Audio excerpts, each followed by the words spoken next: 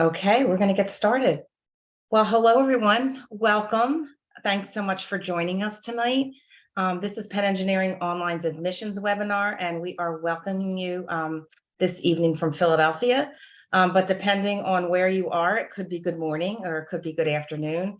But regardless, we welcome you, and we're so excited to see so many of you at our webinar tonight. So this is an exciting week for us. This is actually our webinar series. This is our first webinar series, and every day this week we have featured a different group of current students. This evening we have our students with families, so they'll be on here in a little bit telling you how they manage it all, how they manage their busy lives, their family, their work, and their master's program. Tomorrow night our series features our students of color. And Friday afternoon, our webinar will feature our returning learners. Those are students that prior to the Penn Engineering Online program, they hadn't been in the classroom in quite some time. So that's Friday. Just so that you know, we also featured our women in tech on Monday. And yesterday we had our international students. So it's been a packed week of current students, and we're so excited that they're able to share their journey and their stories with you.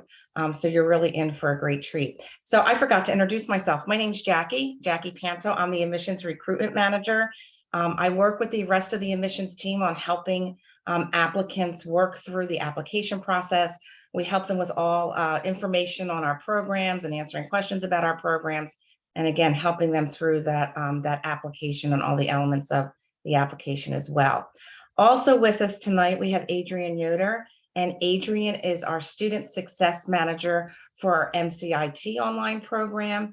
And just similar to Adrian, we also have student success managers and advisors for our MSEDS online program as well. So she's going to be on later on. She's going to be telling you about all the great resources that help our students to be successful. And she's going to also talk about how to get involved with the Penn Community. So lots of great information tonight. So we're definitely glad that you are all here. Just wanted to start by giving you a couple of webinar housekeeping tips that we usually like to go through. So first off, this webinar is being recorded. So as I mentioned, Monday we had our Women in Tech, and Tuesday we had our international student groups. So if you missed those and that's an area that you're interested in hearing what those students had to say, everything is recorded. So you can go to our YouTube channel and you can watch those webinars as well. And all of our past webinars have been recorded. It's a great resource. So I definitely highly recommend that you check out our YouTube channel. You can get to it through our news section of our website.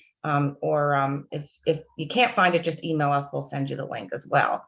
If you have questions this evening, you're going to use the Q&A function on the Zoom toolbar. Write your questions, or I should say, type your questions in, not write, type your questions in. And we actually have two members of our admissions team behind the scenes. They'll be answering those questions for you. So we'll be answering questions throughout the webinar. They'll type answers back to you. And then at the very end, actually, like the majority of the webinar, the last 30 minutes of the webinar will be a live Q&A session, excuse me, where we'll be asking our students questions. They'll be answering them, and you'll be learning a lot about what they go through and how they got to Penn Engineering Online and what it's like to be a student as well. So hopefully by the end of this, all your questions will be answered. If you've had any concerns, those concerns will be eased by everything you hear tonight. And hopefully you'll be on your way to getting those applications submitted as well. So before we dive into questions and before I turn it over to Adrian, I just wanted to give you just a little bit of background about our two programs. Our first program and our first online program at Penn Engineering is our MCIT online program.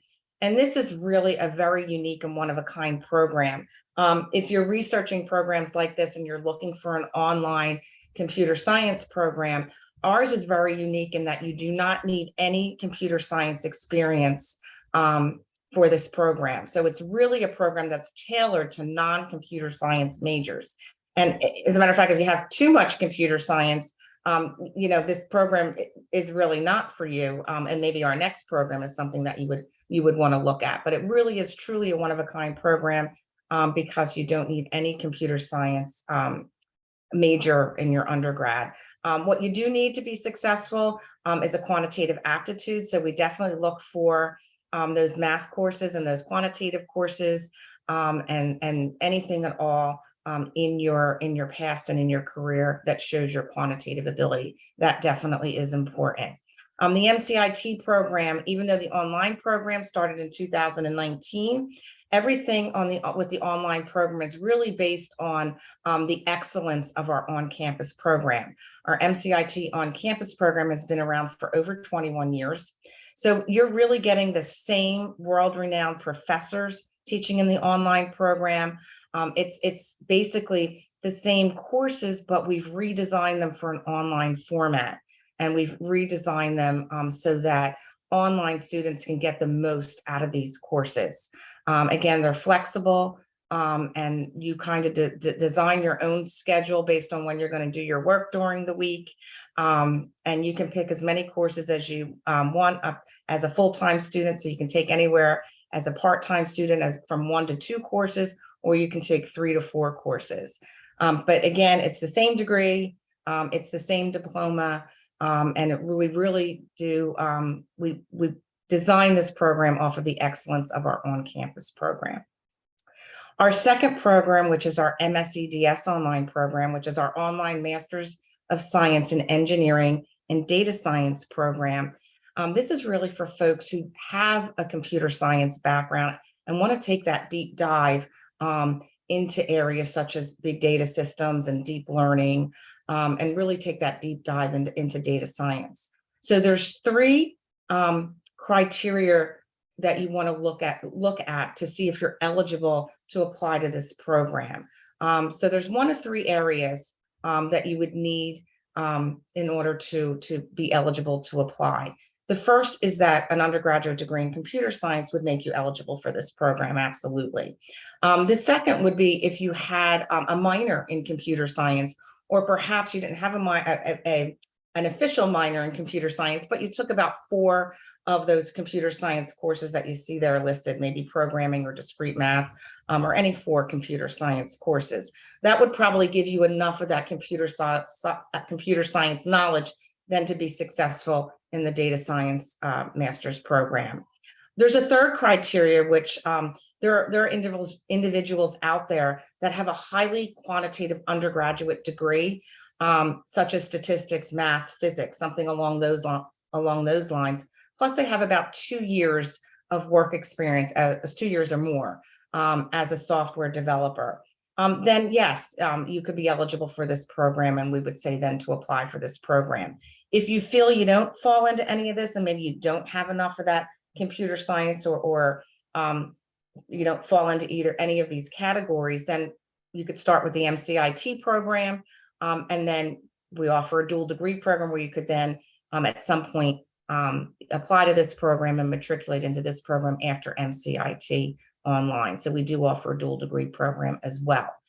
Everything that I said about MCIT in terms of flexibility, number of courses that you're going to choose, that's all applicable to this program as well. Our online programs are extremely flexible, and again, they're taught by the same world-renowned faculty members that teach in our on-campus program. That goes for our MSEDS program as well. The only difference is the mode of delivery, being an online program. So that kind of very briefly sums up our 2 programs. And what I'm going to do is turn it over to Adrienne, and she's going to talk a little bit more about what you can expect as a student. So I'll turn it over to you, Adrienne. Great. Thanks so much, Jackie. Hello, everyone. As Jackie said, my name is Adrienne Yoder, and I'm the Student Success Manager for MCIT. And as an advisor, and as for the whole advising team, I can speak for the whole team. It is really important to us in our jobs that we understand and learn from our students what they're experiencing, what they need to succeed in the program. And so our role is really to provide you with the resources and the support tools that you need to be as successful as you can possibly be.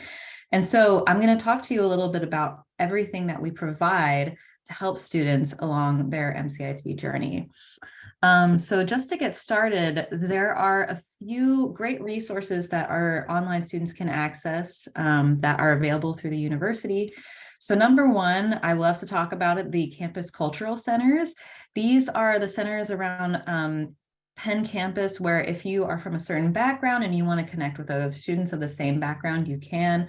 For instance, there's the LGBT Center, the Black Student Center, the Women's Center, and this is all accessible to online students. So if you want to meet, fellow students that are involved, or you want to talk to an administrator there, they love to speak with our online students, and we're happy to get you connected through that.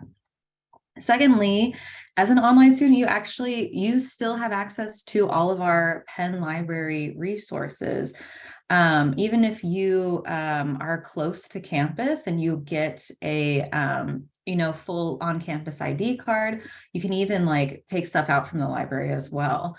But even if you are not close to campus, through our library services, you can access, world-renowned journals. You can access movies. You can actually stream movies. There's all sorts of things you can do through the libraries that you'll have access to, which is a great resource. As an online student, you also have access to alumni services, which is such a great tool for you to connect with fellow alumni and students that might have been in the same major as you, or maybe they're in the same city as you and you want to connect, or maybe they're in a position that they're in a job that you want and you want to learn a little bit from them. We have several different platforms that students can do to connect. The one that is specific to Penn Engineering Online is People Grove. But if you want to connect with the larger community, you can use My Penn. It's kind of like the LinkedIn for Penn specific alumni, and you're connected to every alum on there, and you can get in touch with them through that platform. You also, as an alumni, will have access to the same career services that you did as a student. So the job platform Handshake, you might not be able to speak to a career advisor the same amount of times as you would as a student, but you can still reach out to them. So yeah, we have great resources for alums. And if you have more questions about that, we can talk about that as well. And then I mentioned this a little bit, but we also have tailored career services for our students.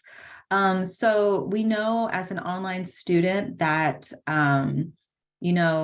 you can't come to campus like you normally would with, career fairs and whatnot.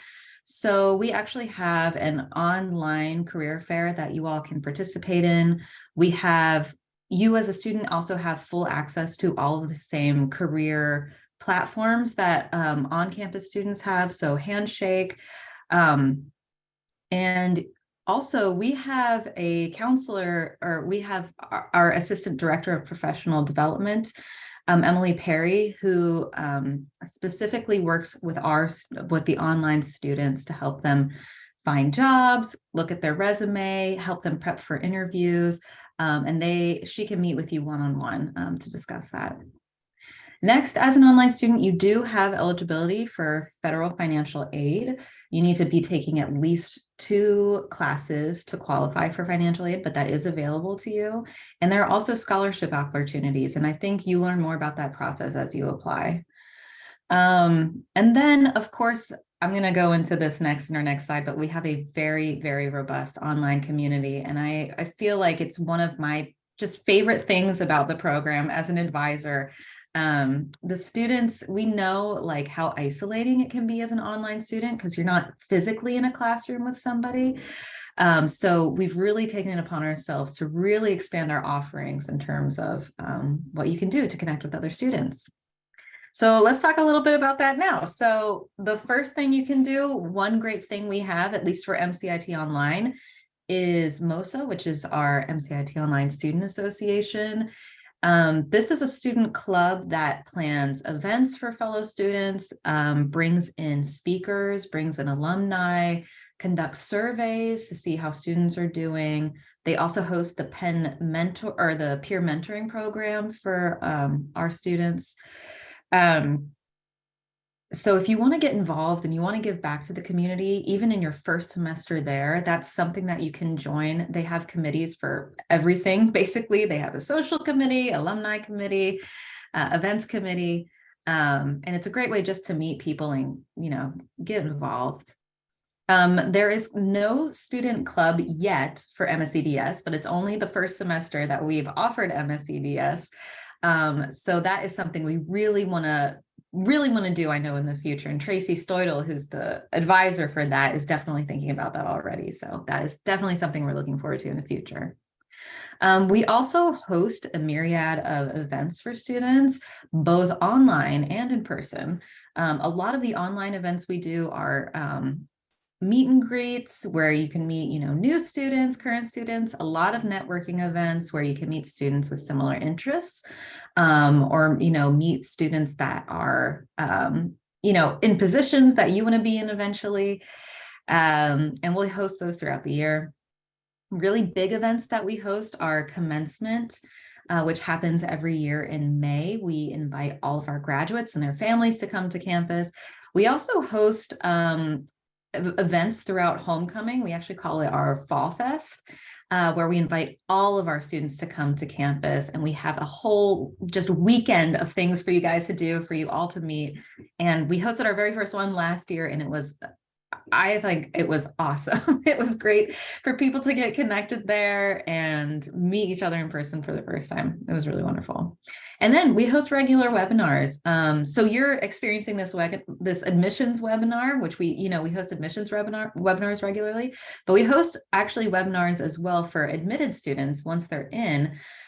We host webinars, when we bring in new faculty so that you can meet them. When we are introducing a new elective or a new course, we host webinars for you to ask questions.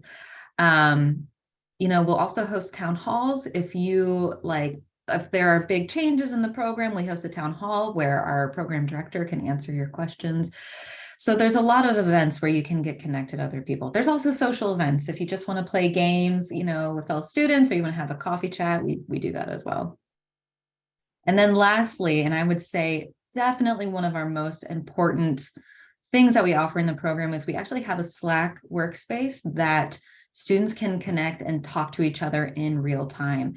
And I recently was talking with some of our student workers who were describing how Slack is really like the lifeblood of the program. It's really important to get into Slack because you can see, what students are talking about in the community, but also like in your classes, you can meet other students. If you need to do a group project, it's a great place to meet fellow students, figure out where your time zones are, and if you can work together based on those time zones. It's also a great place to connect on common interests. There's all sorts of channels based on common interests. And I think one of the coolest things about our Slack workspace is that people can connect based on the area that they live in. So we are constantly seeing, especially during the breaks between semesters, people doing meetups in their hometowns or in their cities. So we'll see meetups in New York City and Philadelphia.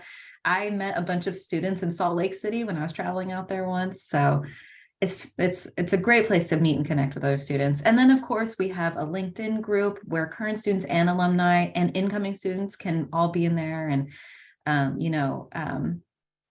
share about their professional development or their current work. And then Ed Discussion is actually our course discussion boards where students can talk to each other and talk to the course staff and the instructors about questions they have in their courses, and connect on what might have been discussed in a recitation or an office hour. So yeah, there's lots of different ways to connect. And actually, we'll talk a little bit now about some of the other resources we provide for course support. So I did mention a little bit about Ed Discussion, how you can talk to course managers, the instructor, current students. Other things that our course team provides are, one, they provide a lot of support for the Canvas platform. Some of you may be familiar with Canvas. It's a learning management system. It's where all of our courses are hosted, and our staff are constantly in there making sure it's up and running. making sure your assignments are available to you, that your lectures and videos open at the time they're supposed to open. So they work really hard to make sure everything is efficient and running correctly. Also, the course delivery team works with the TAs, the teaching assistants, and the instructors to make sure we host regular office hours and recitations at all times of the day. We do that so that no matter what time zone you're in, there is a time for you to talk to a TA or a student in the teaching and learning practicum at any time of day, so that you'll be able to, find and connect with people in real time. The course team also will work with students constantly to troubleshoot any tech issues that they're having. So for instance, if you are having trouble submitting an assignment, Canvas is just not working for you, you can reach out to the course team and should get a very quick response. It's usually within it's definitely within 24 hours. If you're having an urgent issue, they can usually get to you much faster than that. So yeah, they're available, they're here to help. And also another big thing that they do and that the advising team does as well is reaching out to students, if students are experiencing an issue. So if you feel like you need an extension on something, you had a major personal event happen in your life and you need an extension or you need to look at your options, you can definitely reach out to the course staff. They'll work with you, they'll work with the student advising team to figure out, how best we can help you. So yeah, the course delivery team has great support and wants to make sure that you have everything you need to succeed in your classes. All right, and then we'll talk a little bit about, once you're in MCIT, ways that you might want to give back or get involved. So not just MCIT, and MSEDS as well. Yeah, so in all of our programs, there are opportunities for you to be a student worker, or if you aren't able to be a student worker, at least be involved in the teaching and learning practicum. So all of these positions here, we have students in teaching and learning practicum, we have academic coaches, we have teaching assistants. These are all ways that you can work with current students and support them in their classes.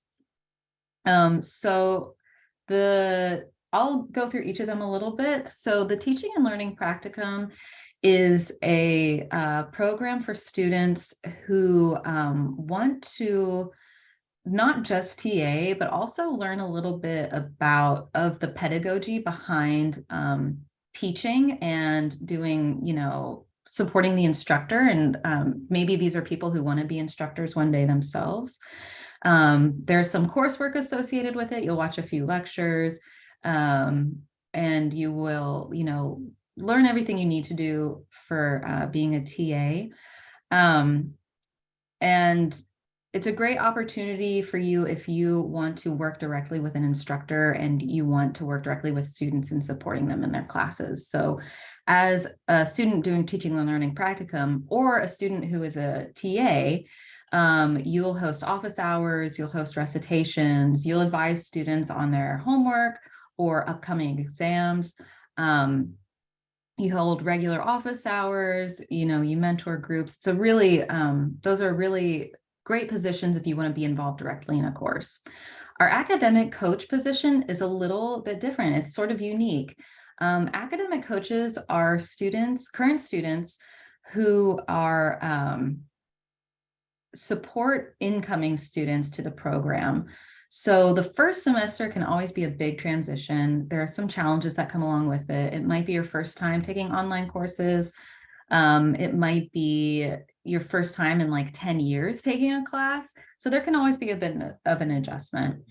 Academic coaches are kind of like TAs in that they can support you in your coursework, but they actually are trained specifically to help you if you have any questions about, how things are going in your personal life with the program. If you're looking to think about, that work-life balance, they're trained as mentors as well. So if you want to connect with students, not just in their coursework, but also connect with them on a more personal level and give advice and share your expertise, it's a great opportunity to meet with students. So yeah, this is just a few ways to give back. And Jackie, I think I'm going to pass it back over to you. Excellent. Thanks so much. It's awesome. I just want to spend a few minutes just talking about the application and some of our dates and deadlines. So there are a few things here that I wanted to point out. Submitting your application, obviously you have to have some, there are some requirements of what you have to submit with your application. So obviously you need an updated resume. That's important. You need a personal statement. Please be sure with the personal statement, when you get to the application, there's a list of questions for the personal statement. It's really important that you answer all of those questions within the statement. Try not to leave any out. We do want to hear your answers on all of those questions, all those prompts that we give you in the application. As far as transcripts go, we do need unofficial college transcripts for every school or university you attended. So if you attended several schools, we do need the transcripts from all schools. Just don't send the transcript from the school that you graduated from. Normally what will happen is we'll just see T's for transfer or TRs for transfer as grades. We do need to see the grades. So please include all college transcripts. And again, we only need unofficial, so you're going to be uploading a PDF copy of them. Letters of recommendation. We only need 2 letters of recommendation to read your application, but we strongly urge that you seek 3. Solicit for 3, just gives you a safety net. All recommendations are due by deadline. And if they're late, then your application would not be read because it would be considered late. So that's why we suggest that you seek out 3 letters of recommendation. So if somebody is late, you have that safety net. As long as we have 2, we will read the application. GREs are optional. Typically, an applicant will submit a GRE if they are trying to prove their quantitative ability. They feel they don't have enough math courses. Then they might take the GRE and submit that score as part of their application. But you do not need a GRE. Again, is an optional element. A TOEFL score would be used for any applicant that is not a U.S. citizen or U.S. permanent resident. Then you would need to submit a TOEFL score. The TOEFL is waived if the university or college that you received your degree, if the program was taught in English, then you could apply for the TOEFL waiver, and that's all right within the application. If you've started your application or if you submitted your application, you can log right back into the application, go onto your portal, and you can see the status. So if you want to see if your recommender submitted, you go right onto your status page, and you can see if those letters have been received. In terms of deadlines, keep in mind there's two deadlines. We have early application and regular application deadlines. Our early application deadline is coming up March 1st. So it seems like it's far away, but it's not. And then our regular admission deadline is May 2nd. I want to point out one important thing. If you're interested in the Dean's Master Scholarship, the Dean's Master Scholarship is only offered for early decision round. So if you're looking for that scholarship and you want to apply for that scholarship, then you need to apply to the early application round. Okay, just wanted to point that out. So if you have any more questions about this, please, I'm going to show you how you can reach us at the end, but I want to move on because I want to get to asking our students questions, our current students questions. So I'm going to turn it right back over to you, Adrienne, so we can get started with that. Great. Thank you, Jackie. All right, now for the main feature of our webinar. We are so excited to introduce 2 current students in Penn Engineering Online, Peter Jung and Josiah Wilmoth. Thank you both for being here. We are so happy and we're so grateful that you can share your expertise on being a current student while also having a family and having to balance that. So thank you so much for being here. And I'll ask, just tell us a little bit about yourself. So Peter, maybe you want to just share a little bit about yourself? Hello, thanks for having me. So my name is Peter, and I currently live in Edmonton, Alberta, and that's in Canada. Those that are familiar with hockey, they may know Edmonton hosts the Edmonton Oilers. And just funny fact, Oilers goalie, Stuart Skinner actually lives next door. So oh, nice. That's fun. Yeah. You get free tickets? I hope so. Yeah. So my undergrad degree was Bachelor of Science in Pharmacy, and I currently work as a clinical consultant pharmacist for long-term care. Currently, I have completed 7 courses and working on my 8th course, which is Big Data Analytics. Great. Excellent. Thank you so much, Peter. And we'll hear more about you soon too. So Thank you. yes. So Josiah, yeah, just share a little bit about yourself. Hi, I'm Josiah. I have 4 kids, 6 and under. 2 of them were born while I was in the MCIT program. I have an undergraduate degree in history. Didn't have a ton of STEM background from that. So if you're nervous about MCIT because you don't have the strongest math background, I'm proof it's possible. After college, I taught high school for a few years and I worked as a writer. But what I've learned in MCIT has helped me transition into a business intelligence role at my company. And my goal is to become a data engineer. Awesome. Well, thank you both. All right, and I'll get started on our questions. So, can you tell us a little bit about what family life is like? So Josiah, you mentioned you have 4 kids. Yeah, Peter, tell us a little bit about that. I don't have 4 kids. I've got 2. Busy family life though. My wife is a pharmacist as well, and she runs her own business. So last couple of years have been especially busy because of COVID and flu shot. She worked a lot, mostly more like overworked, I guess. And I have a 6-year-old daughter and 4-year-old son. My first one is in grade 1, first grade in States, I guess. Second one is in still in daycare, and he'll be in kindergarten this coming September. Great, thank you so much. And I guess, Josiah, we heard a little bit about your kids. You have 4 kids under 6. Wow, 2 of them were born while you were in MCIT. Yeah, how do do you do it? we stayed pretty busy. Yeah. Yeah. But yeah, so we yeah, it's the online flexibility of the program has been crucial because I don't know if I could have managed an on-campus program. So just the way the program's designed for people like me has been great. Great. Awesome. Yeah, that actually sort of leads to our next question. So one of the things we were wondering is, why did you guys decide to do an online Penn program versus going somewhere, on campus, maybe close to you or like having to move? Tell us a little bit about what went into that decision and why you chose Penn Engineering Online above other opportunities. Peter, I think we can get started with you.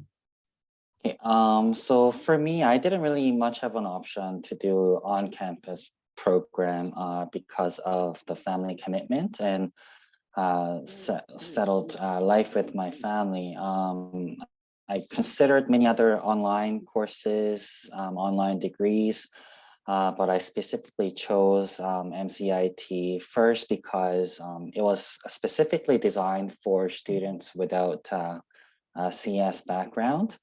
Other master's program would often require anywhere from some to extensive computer science program background. Since I studied life science and pharmacy, I had none of that. So that was my first reason. Secondly, because at the end, it was Ivy League program, I could only justify me being back in school, telling my wife and family members that I'm getting education through Ivy League school, and it was something that I could make my family proud, I guess. Yeah, so. Yeah, that's a big deal, I think, to be at an Ivy League. I think a lot of our students wouldn't otherwise have the opportunity to move and be on campus at an Ivy League university. So this is a great, a great opportunity for students to do that. Yeah, so Josiah, tell us a little bit about your decision-making and joining MCIT Online. Sure. So like Peter, having a settled family life, and I live in a pretty small town, so on campus wasn't really much of an option. And I was really drawn to MCIT because it didn't have the undergrad CS requirement, because I didn't really have time or money to go back and do all the required coursework for most of the other CS degrees. And then the other schools that had kind of similar requirements didn't have as strong an academic pedigree as Penn. So I felt really confident that I was actually going to get the high quality education I was looking for. Great. Thank you both for sharing a little bit about that. Yes, so tell us a little bit more about your commitments in addition to your coursework. And in addition to that, tell us a little bit about like what has been the best support for you as you've been doing your coursework. And I think Josiah, let's get started with you on this question. Sure. Well, I work full time, and then in addition to that, we actually have a small farm that we run. So goats and sheep and chickens. So it keeps us busy. And then my wife has a small business. I help out a lot on the business development and digital marketing side for that. So we stay pretty busy. And just the support from my wife has been key. Like if she wasn't on board, then I don't think I would have been able to do it, but just being able to have her support has been the biggest thing for me. And then just making sure that we communicate well and and plan well. Just planning things out ahead helps everything run smoothly. It's definitely good to have a good support system around you. You know, you'll have a support system online with other students, but even in your personal life, it's important for your family to know what you want to do so that they can help you get there. Absolutely. Yeah. And Peter, tell us a little bit about your experience with that. Sure. I don't have a farm, but I work full time. In fact, I'm actually in Toronto right now for training. And that's probably why I could join this webinar, since I'm away from my family and I'm not so much committed compared to my other weeks. Other than work, it's mostly family commitment. Since my wife works in retail pharmacy, she has to work occasional weekends here and there. And obviously I would have to take care of my kids during weekends. Additionally, my kids are, they're in a lot of extracurricular activities and programs. So my daughter is in a junior figure skating program. So she skates on a daily basis every day. My son skates twice a week. They're both in tennis and swimming. And we also love going to mountains for skiing and snowboarding. So yeah, that really keeps me busy. Classwork, it's mostly done at nighttime for obvious reason, when kids are asleep. I always have my laptop with me or iPad handy so I can do studying when they are doing skating or other programmings like that. Weekend is often occupied on my own doing studying or catching up on homeworks or studying for exam. So that's when I try to utilize and maximize my time output as much as I can. That's a great point. And actually something I'm thinking of, we were talking about, managing your commitments outside of work and managing your classwork. I'm curious from you both as well, sorry, somebody's revving their engine outside my window. I'm wondering about, what are the decisions you have to make as you're preparing for the semester? I'm sure you have to think about how many courses you're going to take, if you have to set aside time in your schedule, like ahead of time. And I know, Peter, you mentioned that a little bit. Josiah, do you have any thoughts on that? Sure. Like Peter said, I usually do schoolwork 4 to 5 weeks a night, or 4 to 5 nights a week. And then like in advance of semesters, I've tried to plan my classes based on things I have going on in my life. So if I know I have a vacation coming up, I try to plan it in between semesters, or if I can. And then last summer during the summer semester, my youngest son was born. So I tried to pick a course that I knew didn't have the heaviest workload, so that I knew that I could kind of work around his birth, and then I took a couple days off work so that I could get a little ahead on homework. So then I had a lot of flexibility when the baby came. So just different things like that, just kind of looking ahead and trying to kind of match up what you have coming ahead in your life with the course that you want to take that semester. Yeah, absolutely. That's great. All right. Okay, so we've talked a lot about, you have thinking through the week, like thinking, when this is going to work in your life, sort of managing that work-life balance. So are there any tools or resources, from Penn that you use to help manage your time? And Peter, why don't you get started? So I heavily rely on like cloud system like Google Calendar, mostly Google Calendar. I have access to my wife's work schedule and what my kids are going to be throughout the week, throughout the weekends, throughout the month. We have like a year plans scheduled ahead. So everything's on Google Calendar. So like we don't even need to like talk to each other or phone her and like to what to expect and where to be at, since it's all on our Google Calendar. So yeah, that's what I do. That's very helpful. It sounds like you guys have a lot going on. So absolutely. Yeah, Josiah, what about you? Yes, Google Calendar's the big one for me. It's nice because you can import all your due dates and TA office hours and things from the Penn calendar, and I import that in my work calendar, so it's just all overlaid. It's all right there. So that's really the big one for me. Excellent, thank you. Another question we have is, how do you all connect with other students in the program?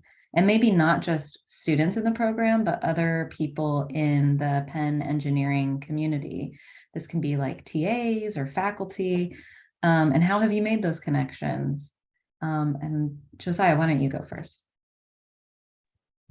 Sure. So there's the Penn Slack is great. It's a great community of students that helps you not to feel isolated. And then the other big thing for me is like the ed discussion forum, where we can leave questions for TAs and our instructor, just because if you can't make office hours for some reason, then you can post a question and usually get an answer pretty quickly. So it's just been really nice for me to not have to be tied down to like being online at a specific time to get help.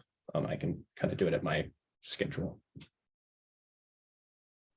Yeah, well, I think what's nice about our classes is that there are deadlines that are set every week that you have to follow, but throughout the week, it's really flexible and you can plan it the way it works best for your schedule. So yeah, it's nice that there are times that are available any time of day for you to connect with a TA or a TLP.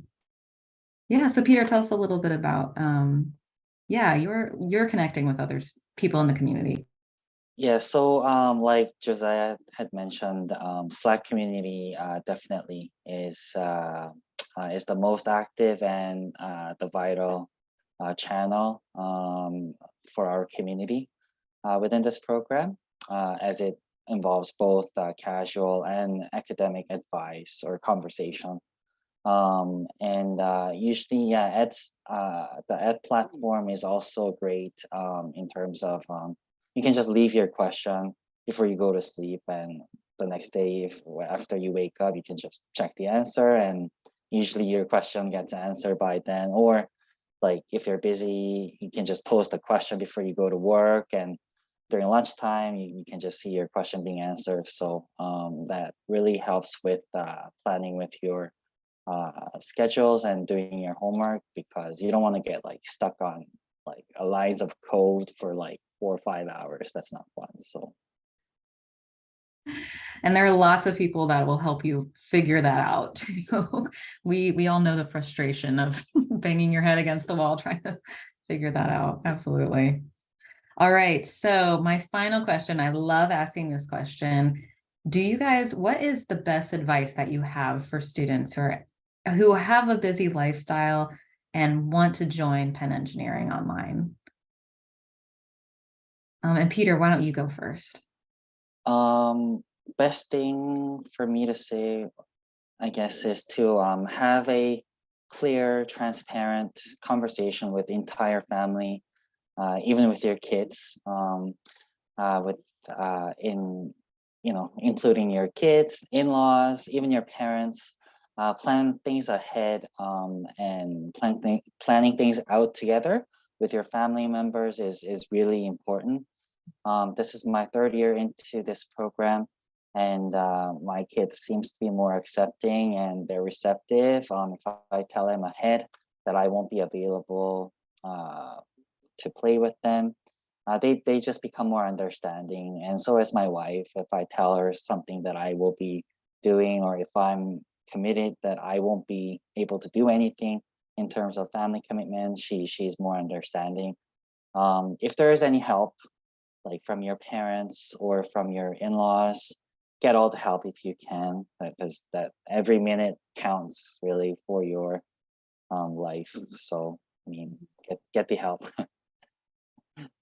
Yeah, absolutely. Support is so important. And, you know, it sounds like you both have great support systems around you. There's also, you know, if folks who are listening in, if you don't feel like you have a great support system around you, you can always reach out to the advisors and we can help you, you know, figure things out. We're here to help you along in your journey. And Josiah, yeah, tell us, what's your top advice you would give a student with a busy lifestyle? Similar points to what Peter said. I think for Yeah. us, what's been most important is with me and my wife setting clear expectations and then communicating well. For example, agreeing together on what my school schedule is going to be, so that my wife knows when I'm in school mode, my kids know when I'm in school mode, and also when I'm not in school mode. And just communicating well if for some reason we need to deviate from that. If I have if I have a big project that's going to take me longer, just telling my wife days in advance that, hey, I'm probably going to be working Saturday afternoon on this, rather than waiting until Saturday afternoon to tell her that I have homework to do. So that's really helped, and it helps the kids too, because they know that even though like daddy can't play with them right now, but he'll play with you later. And like my son, like almost every week, he's like, you're gonna finish school when I'm 7, right? And I'm like, yep. And so that keeps me honest too, because I gotta work hard so that I keep that promise.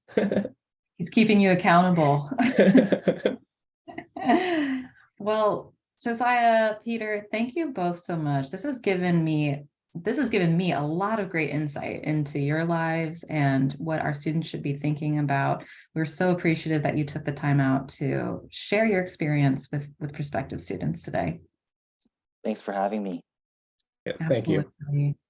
So I actually have, in listening, I have 2 follow-up questions if you don't mind. So I'm actually wondering, because I know some of the courses there might be like group projects or whatnot, group work. So how does that fit in? Are you able to adjust your schedules to allow for that? Like, you know, what do you do in the case of group projects? Has that been challenging for you, or you're able to work that out? And Peter, do you want to go on that one, or? Sure. So there were some couple of courses that required group projects, which needed some, continuous feedbacks from other members of our team. First, you just have to, when you actually seek for a group mate, you have to lay out the fact that you have family commitment. Then, and at the same time, stress the fact that you are committed to this program, so you don't get overlooked. And mostly since this program is for mature students, they're understanding. They know mostly they know the responsibility of a family commitment. So yeah, and you just have to commit yourself and do what you are promised to do in terms of a group commitment too. So I like it. So kind of lay it all out and then just live by it. So that makes a lot of sense. And then Josiah, I have a follow-up question for you. So you mentioned that I forget already what the undergraduate degree was in, but definitely it was something that wasn't a whole lot of quantitative courses involved. So do you mind explaining to the group what it is you did to prepare for your application, and how did you show on your application that you had quantitative ability? Sure. So, yeah, so like I mentioned, I had a very weak math background. Actually, the highest level math I had taken was high school algebra 2. Didn't put that on my application, but I actually had, after school, went back and took some community college classes in electrical engineering, which required to kind of bone up on some of those math things that I'd missed and thought I would never have to use. And then I got a letter of recommendation from one of my electrical engineering professors. And I think that was able to demonstrate my quantitative aptitude. Gotcha. So you actually did community college work then, is with the electrical engineering? Gotcha. Great. Perfect. Because I'm sure there were people wondering about that, because sure there's a lot of people they're in your shoes now and they're trying to figure that all out. So that's great. Perfect.